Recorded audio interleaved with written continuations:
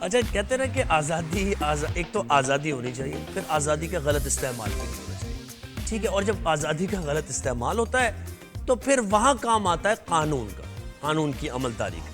تو قانون میں بہت سی چیزیں ایسی ہوتی ہیں کہ جو ہمیں ابھی پتہ نہیں ہے، اویئرنیس نہیں ہے ہمیں لاء کی، وہ ہماری پروٹیکشن کے لیے ہوتی ہیں۔ ایک میں شق آپ کو بتاؤں گا، لیکن ہمارے جو خاندانی جو تعلق ہوتے ہیں نا، خاندانی جو ریلیشن شپ ہوتے ہیں، سارے خالائیں ہوتی ہیں، پھپھو ہوتی ہیں، بھانجے، ماموں، بھانجیاں، دادا، دادی، اس سارے تعلق میں ایک رشتہ جو ہے نا وہ بڑا سینسیٹیو بھی ہوتا ہے اور اس سے سب ڈر بھی رہے ہوتے ہیں۔ وہ کون سا رشتہ ہے؟ آپ کے ذہن میں جو دیکھ رہے ہیں وہ آگے ہوگا، وہ رشتہ ہے پھپھو کا رشتہ۔ اور پھپھو جو ہوتی ہے نا وہ بہت ہی کمانڈنگ ہوتی ہے، اور اگر بڑی پھپھو ہیں تو پھر تو کیا ہی بات ہے، پھر تو اس میں جو ہے نا سولے پہ سہاگا ہو جاتا ہے۔ بڑی پھپھو نے جو کہہ دیا بس وہ چین چلتی ہے، بس بڑی پھپھو سے ایک بات آئی ہے اور وہ بات پہنچی ہے امی تک، امی سے بات پہنچی ہے پاپا تک، اور پاپا نے دے دیا حکم، اور وہ آیا ہے بڑی پھپھو کی طرف سے۔ کوئی بھی شادی بیاہ ہو، بڑی پھپھو کو اگر چھوٹی پھپھو سے 1 سیکنڈ بعد کارڈ مل گیا شادی کا تو بس پھر وبال ہے، نہیں آنا شادی میں۔ پھر پھپھو کے سارے دکھڑے جو ہے نا وہ لے کے بیٹھ جائیں گی پھپھو کہ پوری زندگی میرے ساتھ ناانصافی ہوتی رہی، پوری زندگی جو ہے نا مجھے ایک عذاب میں تم نے مبتلا کر دیا، میں تمہارے مسائل حل کروں جا کے گھر میں تمہارے، اور اس کے بعد میں ہی ذمہ دار۔ یہ ساری چیزیں تو پھپھو کو کچھ کہہ نہیں سکتے آپ۔ یہ ہمت بھی مت کیجیے گا کہ آپ اپنی پھپھو کو کچھ کہہ دیں، کیونکہ پھپھو کو کہنا ایسا ہے جیسے وہ زلزلہ جب آتا ہے نا، زلزلے کے بعد کے آفٹر شاکس بھی بھگتنا پڑیں گے آپ کو۔ یہ آسان بات نہیں ہے۔ لیکن اچھا اس میں اب کیا ہے، اب یہ ہم صرف پھپھو کی بات نہیں کر رہے، بڑی اچھی بھی ہوتی ہے پھپھو۔ اب میں آپ کو دوسرا پہلو بھی دکھاؤں نا، پھپھو بالکل ایسی ہوتی ہے جیسے آپ کے والد ہوتے ہیں، پھپھو بالکل ایسی ہوتی ہے جیسے کہ آپ کی ماں ہوتی ہے۔ آپ ذرا بھتیجوں سے پوچھیں تو صحیح، اور بھتیجیوں سے پوچھیں کہ پھپھو کا کیا کردار ہے۔ اتنا پیار کرنے والی، محبت کرنے والی پھپھو ہوتی ہیں کہ بس جیسے اپنے بچوں سے محبت کرتی ہیں ایسے اپنے بھائی کے بچوں سے محبت کرتی ہیں۔ ایسی بھی پھپھو ہیں، اپنی جان قربان کر دیتی ہیں، یہ بھی پھپھو ہیں۔ تو یہ دونوں مجھے ذرا دونوں ریکارڈ کیجئے گا میری دونوں باتیں۔ اچھا جی، اب یہ ہے کہ پی پی سی کی دفعہ ہے 504، ٹھیک ہے؟ اب اس 504 میں یہ کہ اگر ویسی پھپھو جو پہلی پھپھو میں نے آپ کو بتائی، یعنی ویسی والی پھپھو، ذرا غصے کی تیز پھپھو، اور تھوڑا سا امن و امان سے سب رہ رہے ہیں، سکون سے رہ رہے ہیں، تو انہیں پسند نہیں آ رہی ہے بات، تو لڑائی جھگڑے کروانا چاہ رہی ہیں، وہ والی پھپھو اگر ہے تو ہے پی پی سی کی دفعہ 504۔ اس میں اگر پھپھو آپ کو پرووک کر رہی ہیں، ٹھیک ہے، اور آپ کو اکسا رہی ہیں لڑائی پر، ٹھیک ہے، اور پھر آپ لڑنے شروع بھی ہو جاتے ہیں، ٹھیک ہے، آپ ٹیمپرمنٹ کھو دیتے ہیں، تو ایسی پھپھو کے خلاف آپ دفعہ 504 کے تحت کارروائی کر سکتے ہیں۔ اور یہ صرف پھپھو پہ لاگو نہیں ہوتی ہے، تو خیر ہم نے پھپھو سے آغاز کیا اس کا، یہ ہر اس شخص پہ لاگو ہو سکتی ہے جو آپ کو پرووک کر رہا ہے، ٹھیک ہے، یعنی الفاظ کے ذریعے آپ کو پرووک کر رہا ہے، آپ اس کی شکایت کی جا سکتی ہے، اور دفعہ 504 کے تحت اگر یہ پروف ہو گیا کہ وہ پرووک انہوں نے کیا ہے اور آپ پرووکیشن میں آ کر آپ نے کچھ کر دیا ہے، تو وہ بھی ذمہ دار ہوگا شخص جو آپ کو پرووک کرنے والا ہے پی پی سی کی دفعہ 504 کے تحت۔ تو میں نے آپ سے کہا نا کہ بہت سی لاء کے بارے میں اویئرنیس ہمیں نہیں ہے، تو بہت سی چیزیں ایسی ہیں جو ابھی تک ہمیں پتہ ہی نہیں ہے۔ تو اس کی سزا کیا ہوگی، سے اپلیکیبل ہوگا، اس کا ایویڈنس بڑا مشکل ہے اصل میں، کہ اگر کوئی شکایت کرتا ہے کہ اس نے مجھے پرووک کیا تو وہاں پر کیا مطلب کوئی سی سی ٹی وی کیمرے لگے ہوئے ہیں، کوئی کیا موبائل سے آپ ریکارڈ کر رہے ہیں، کیا کر رہے ہیں؟ تو یہ کیسے ہوگا سارا معاملہ اور کس طریقے سے عدالت میں جائے گا، چیلنج بھی ہو سکے، کیا ہوگا؟ ماہم جمال صاحبہ نے میں جوائن کیا ہے، ایڈوکیٹ ہیں ہائی کورٹ کی۔ ماہم صاحبہ السلام علیکم۔ اور اگر آپ کی ان دونوں پھپھوؤں میں سے کوئی ویسی پھپھو ہیں تو میں آپ کے ساتھ دلی ہمدردی کا اظہار کر رہا ہوں، لیکن اگر اچھی والی پھپھو ہیں تو بہت اچھی بات ہے۔ السلام علیکم، کیا حال ہیں آپ کے؟ میں ٹھیک ہوں، آپ بتائیں۔ شکر الحمدللہ، بلکہ انفیکٹ میری پھپھو اچھی تھیں، لیکن میں خود بھی ایک پھپھو ہوں، تو اب مجھے بھی اس سیکشن سے ضرور ڈرنا چاہیے، صحیح 504 سے۔ صحیح ہے۔ بٹ ہیونگ سیڈ دیٹ 504 جو ہے کوڈس، جیسے کہ آپ نے بالکل عرض کیا کہ اگر کوئی بھی کسی کو انسلٹ کرتا ہے اور وہ انسلٹ اتنی किसी को प्रोवोक करती है कि वो ब्रीच पब्लिक पीस को ब्रीच करे, यानी कि लड़ाई झगड़ा स्टार्ट हो जाए या कोई पब्लिक पीस में कियोस मच जाए, सो तब ये दफ़ा जो है लागू होती है. इसके इवज़ और भी एक दो सेक्शंस हैं जो अक्सर लागू किए जाते हैं कि अगर कोई किसी को क्रिमिनली थ्रेटन करता है या धमकी देता है, तुम ये प्रॉपर्टी का शेयर छोड़ दो वरना मैं तुम्हारे बच्चे मार दूंगा, या कोई भी ऐसी चीज़, यूजली इन सारी दफ़ाओं को इकट्ठे लगाया जाता है. अब इसमें जो इम्पोर्टेंट फैक्टर है कि आपने किस इंटेंशन से जो है किसी को ये इंसल्ट किया है 504 में, किसी को प्रोवोक, क्या आपकी इंटेंशन थी या नहीं थी. सो अगर ये सारा कुछ होता है तो कोर्ट में इसमें 2 साल तक की सज़ा प्लस फाइन है. लेकिन अगर क्रिमिनल इंटिमिडेशन जो है, जिसको हम कहते हैं कि किसी को धमकी दी है आपने कि कोई भी ऐसा काम जो वो करने जा रहा था कि ये ना करो, प्रॉपर्टी में हिस्सा छोड़ दो, ये वाली बिजनेस डील ना साइन करो, कोई भी ऐसी चीज, या अगर आपको इसमें इसके अलावा डेथ थ्रेट्स दे रहा है, सो इसकी सजा 7 साल तक भी बढ़ सकती है. नहीं, एक तो डेथ थ्रेट्स को हम अभी जरा साइड पे रखते हैं, ठीक है, हम नॉर्मल बात करते हैं. जैसे वर्बल अब्यूज कोई कर रहा है, ठीक है, आप प्रोवोकेशन में आप तो उसको ले लेंगे, आपकी डेफिनेशन के मुताबिक प्रोवोक कर रहा है वो. लेकिन वर्बल अब्यूज है, वो अपने इस्तेमाल नहीं कर रहा है, फिजिकल नहीं हो रहा वो. तो ये क्या मतलब, मुझे थोड़ा समझ भी नहीं आया ये कि ये दुनिया भर में तो आज़ादी है, आप वर्बली एक दूसरे से बात कर सकते हैं, हाइड पार्क है सारी, तो ये क्या बात हुई जरा, ये कैसे एप्लीकेबल होगा, मुझे समझ ही नहीं आया असल में इसका एसेंस.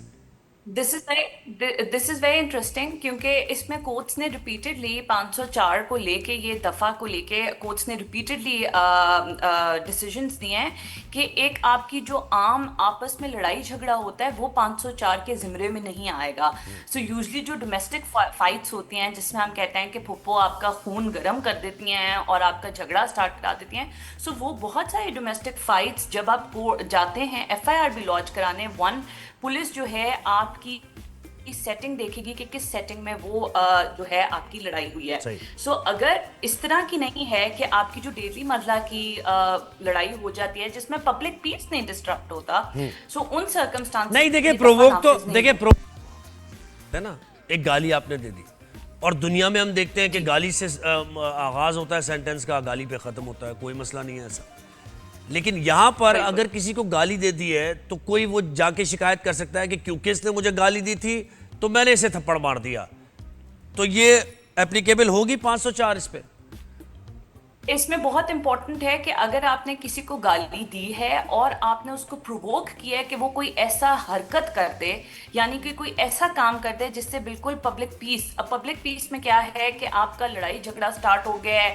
आपने, इसकी सिंपल एग्जांपल है कि अगर 2 बिजनेसमैन की जो है आपस में लड़ाई हुई है और एक जाके उसको इस कदर इंसल्ट करता है, उसकी फैमिली बैकग्राउंड को बीच में ले आता है और उसके बाद वो उस इंसल्ट पे इतना गर्म हो जाता है कि वो मारधाड़ स्टार्ट कर देता है, इर्द गिर्द के लोगों में बोलना स्टार्ट कर देता है कि बाकी के इर्द गिर्द के जो लोग हैं उनका पीस जो है वो डिस्टर्ब हो रहा है. तो तब ये दफ़ा जो है, जिसको हम 504 की दफ़ा कहते हैं, तब ये नाफिज होगी.